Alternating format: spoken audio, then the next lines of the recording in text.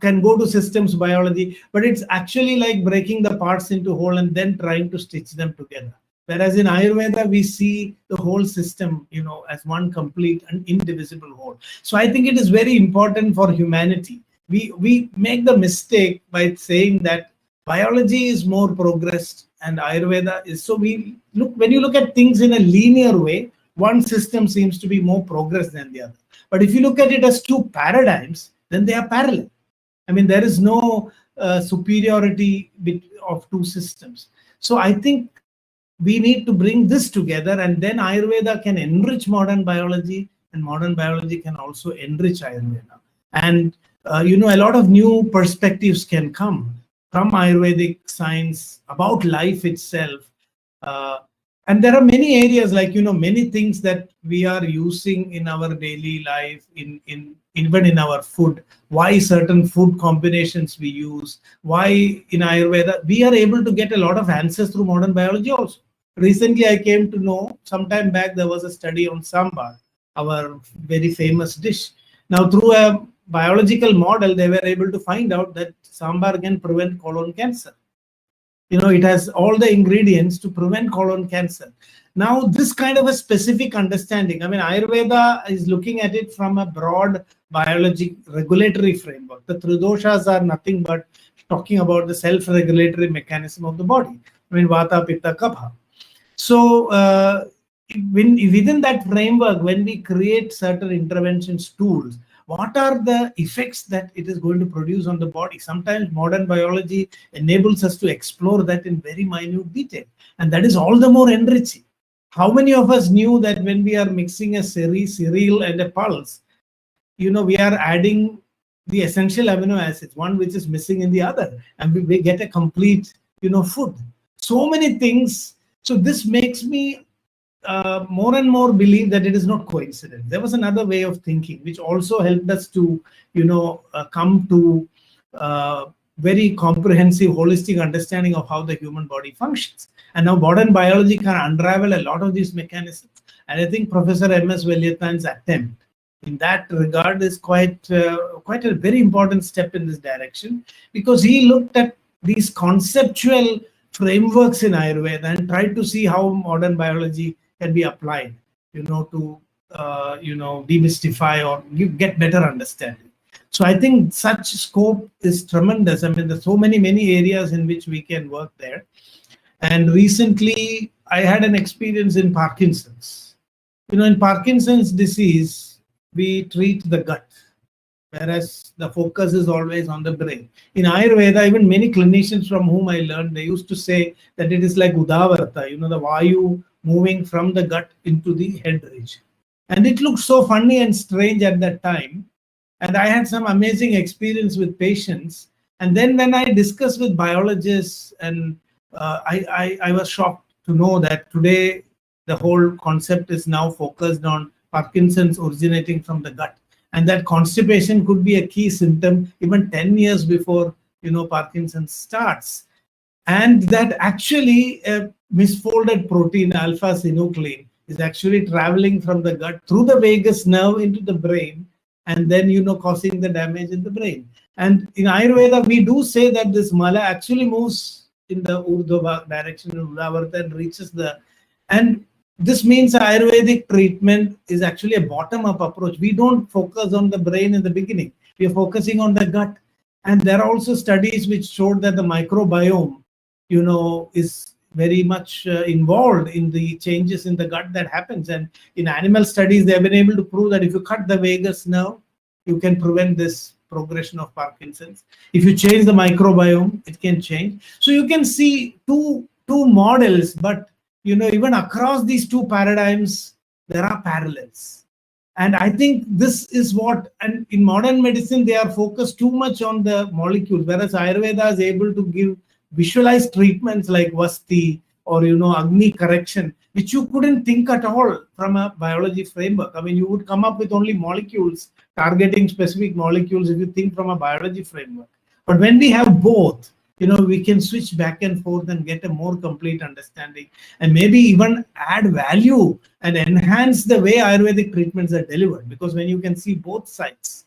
So I think this is one example where I say, basic science can also help in our understanding of what we're doing in the clinical practice if there is a proper dialogue and mutual understanding of concepts. Yeah, thank you. Wonderful example. So, you are also a teacher beyond, scientist or a researcher. So, as a teacher, how do you see the, your experience as an Ayurveda biology teacher, if I can put it in that way? I have basically always been fascinated by science. It is from my childhood. So, when I came to Ayurveda, I had a lot of difficulties. So that is why I think I've always tried to make bridges right from my student days. I wanted to become a medical doctor, but my father wanted me to study Ayurveda. And I had to even fight with him and even try to leave the course in between. And at one time, I thought I will disprove Ayurveda because I got so frustrated. And I must say that my attempts to actually disprove Ayurveda was what made me a greater believer, because many instances where I've tried to test it. I don't say that Ayurveda works everywhere. I mean, where it claims to work, whenever I've tested it, the results have been always positive. So I've come to believe that Ayurveda is testable, and that also we can have it. And this is what I try to communicate to my students also. I'm not teaching formally in a college. My teachings are mostly parallel, supplementary, because I've been basically a researcher. But I do get invited to teach, courses or give lectures and engage students of both Ayurveda and also modern science. So what I've always tried to relate it to my own journey, that, I feel that people can, relate to this dilemma in their mind. On the one hand, being exposed to modern science, and the other hand, getting exposed to Ayurveda. So how can we bring these two things together? And this is how I try to put it. The basic thing that you must understand if you want to bridge these two sciences together is that you must be able to think outside both Ayurveda and biology first. You must be able to look at Ayurveda and biology as a human being, and not look at it within. The basic problem that we have is a biologist tried to assimilate Ayurveda from the framework of biology, and Ayurveda person tries to swallow biology into its framework. I always say first become a human being. This is the thing I realized during my own existential crisis. I said, let go science and let go Ayurveda. First, let me be somebody outside that, because it is for me, for the human being, that both exist. So once I look at it as a human being, then I can have a much more, inclusive view.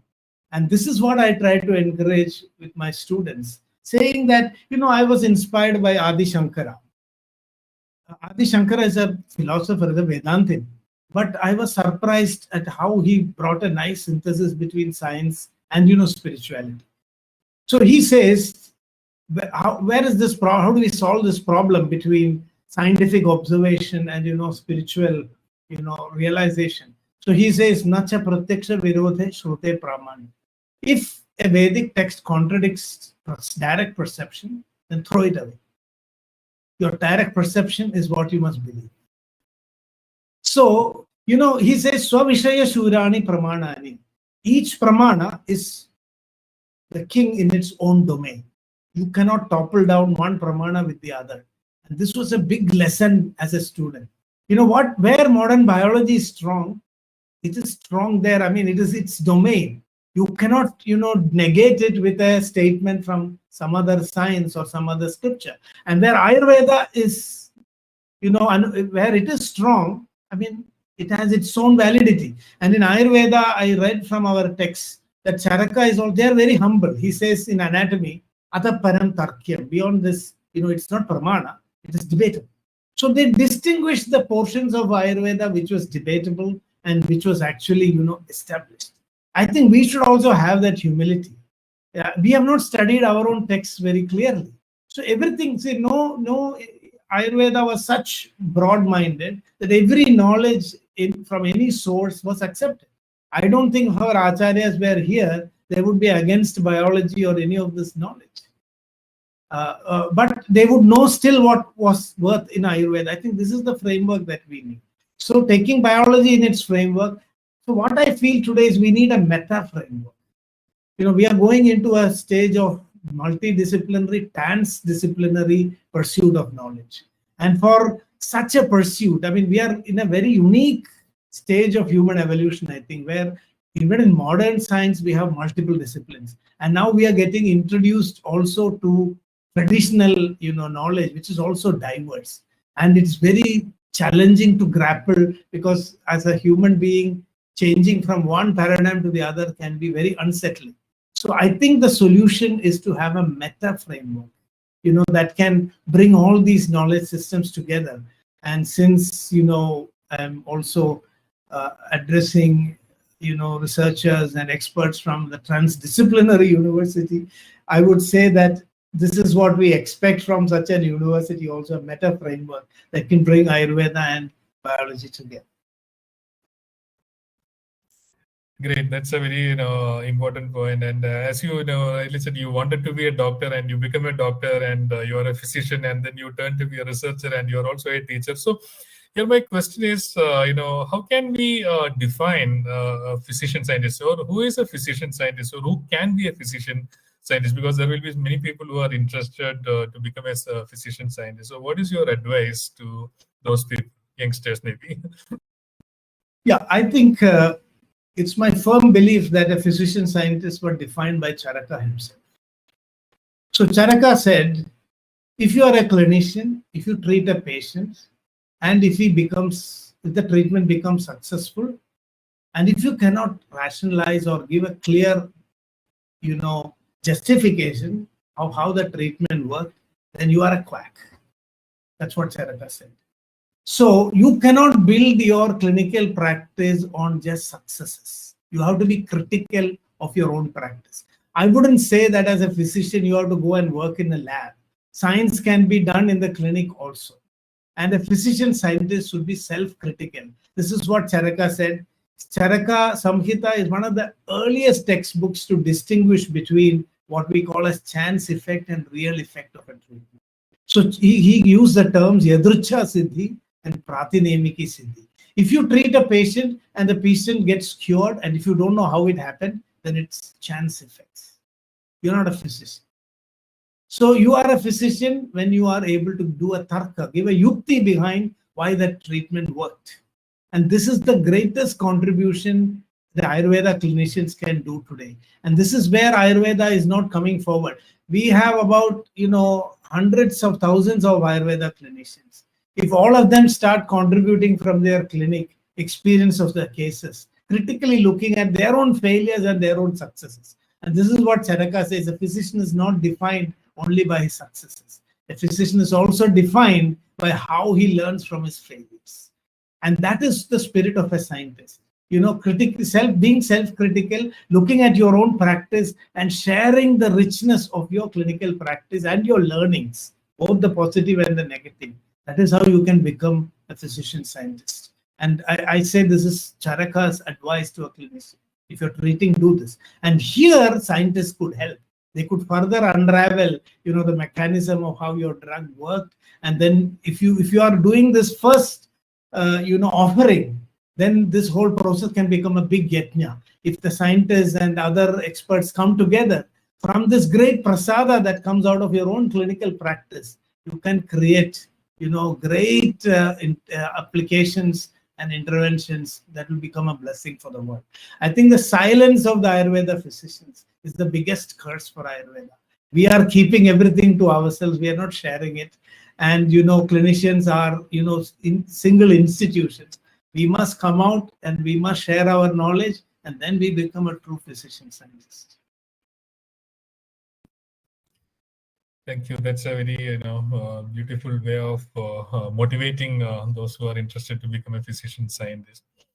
So in that context, again, I would like to request you if you can share some incidents where, from your own experience, where you really felt that this, what I can say, different professionals from different areas, and the need of collaborating these people for the betterment of life science or understanding the problems in a better way.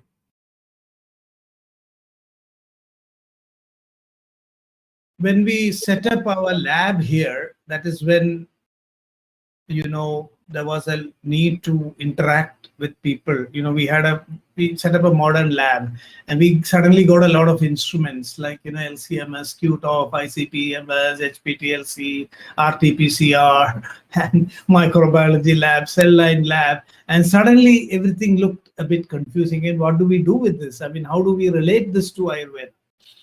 And, then I realized in one moment, I mean, this I think is very, very important, how we link, I mean, how we build the bridges between modern science, modern biology, and Ayurveda is very, very important.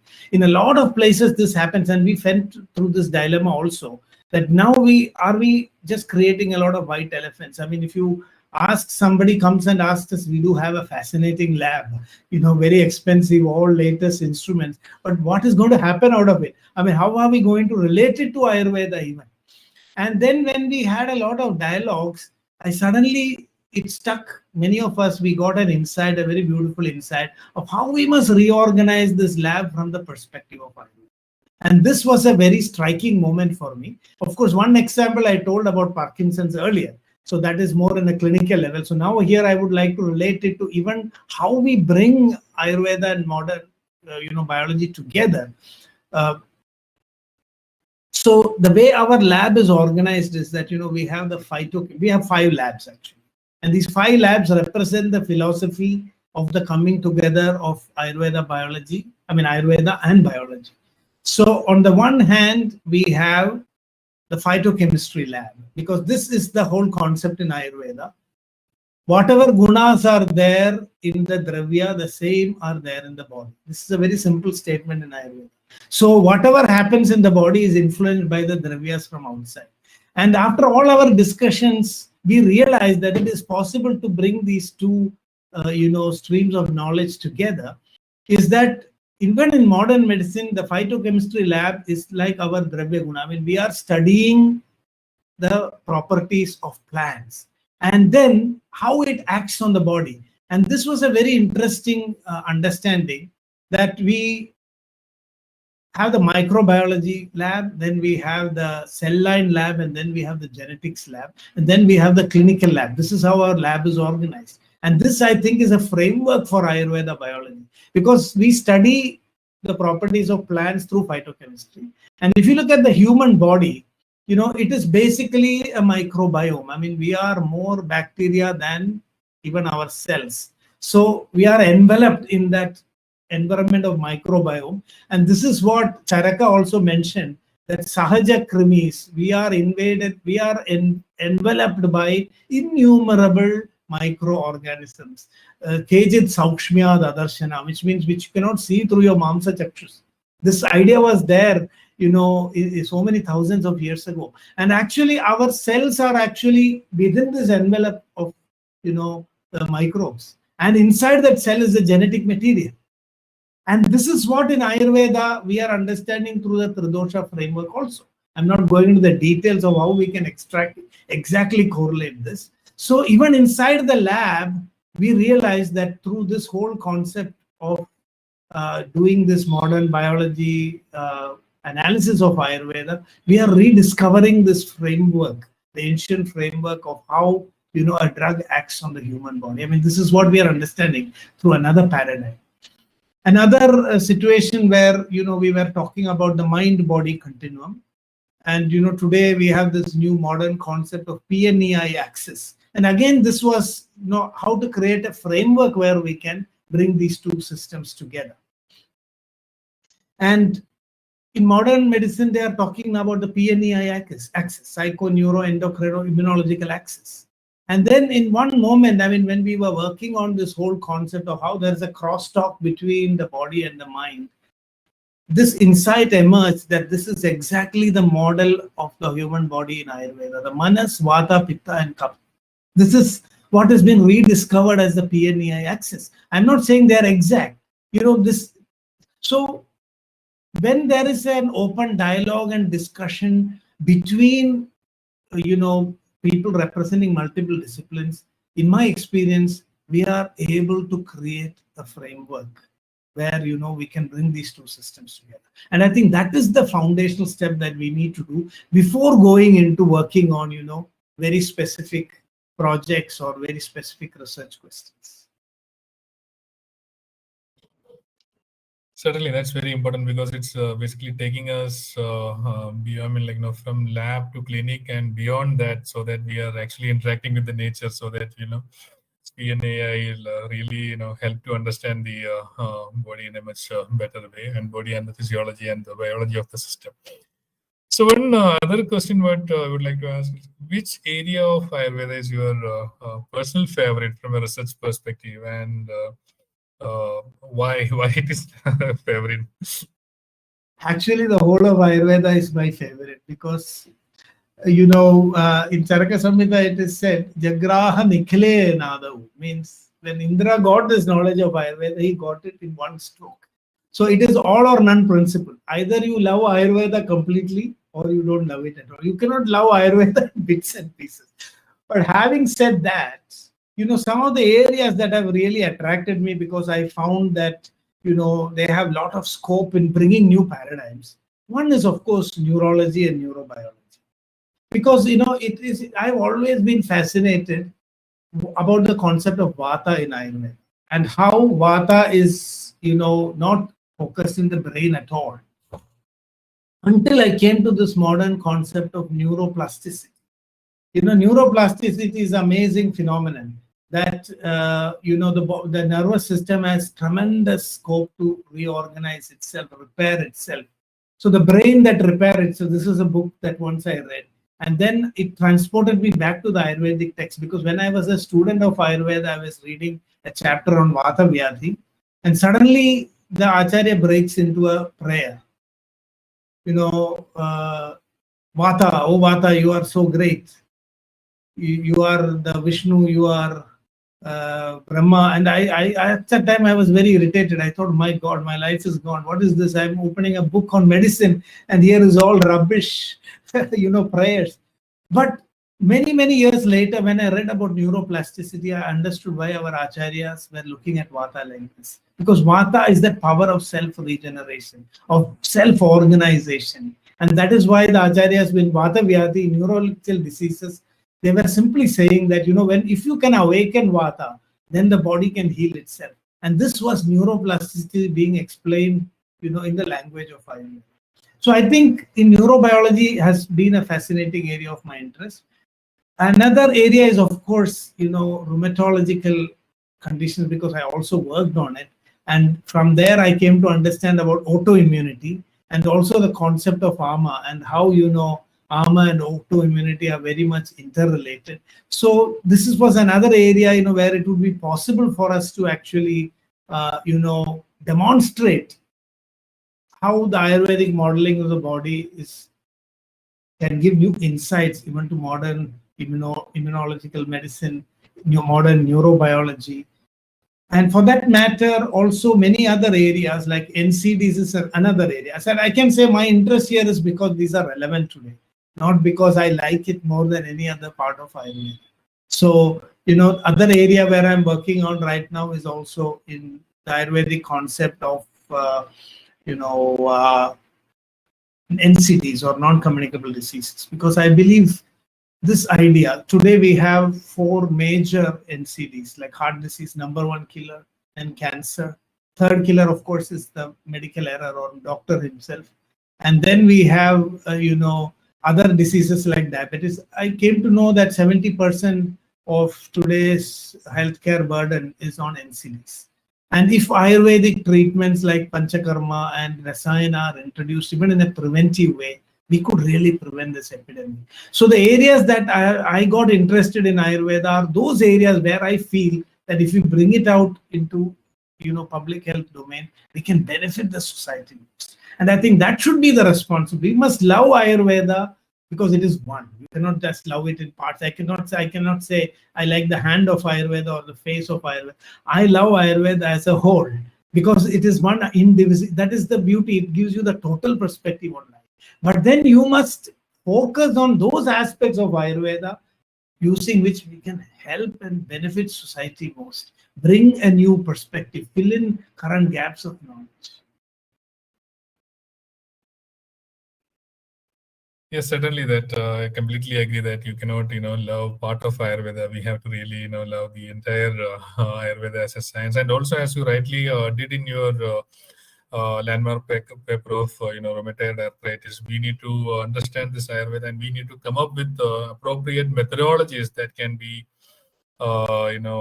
designed to understand this science, rather than putting this into the existing methodologies and, reducing into that whatever that is available. So we cannot design the question based on the available methodology, rather than we have to design the methodologies to answer that question. We are almost came to an end of this session. Actually, we had certain questions from the audience, but most of these questions you have answered during your experience that you have shared with us. So I don't think we need to take those questions separately. And also, since we have reached to the end of this 1 hour session, so I would like to thank you, Dr. Ram Manohar, for your time and sharing your experience with us. And I'm sure all the audience, those who have attended this and those who are going to see this video, will definitely benefit. And I'm sure students who will be looking for this kind of topics like integrating Ayurveda and biology will definitely get inspired from these experiences. So once again, thank you very much, sir, for your time. Thank you very much. It was an honor and pleasure to participate. Namaste. Thank you all the audience, and that's an end of this session. Thank you. Good night. Bye.